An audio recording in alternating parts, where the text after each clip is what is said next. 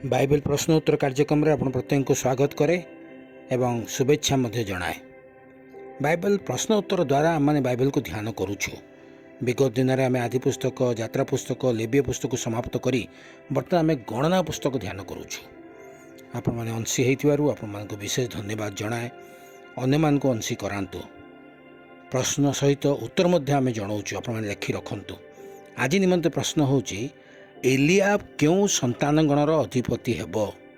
Eliab क्यों संतान गणर अधिपति हेब? जदि आपण माने उत्तरटी जानी आम कमेंट बॉक्स में लिखंतु, नचेत आम निश्चिंत भाव में आपको उत्तर जनइबू। आपण माने लिखि रखिबे। कहया चाहे जो नूतन भाव में जॉइन कर चैनल को सब्सक्राइब कर जॉइन करूँ। अन्य मानक मध्य शेयर करूँ। संडे स्कूल छात्र छात्री मान को अधिकरू अधिक जो अंशी हवा निमंते से उत्साहित करूँ।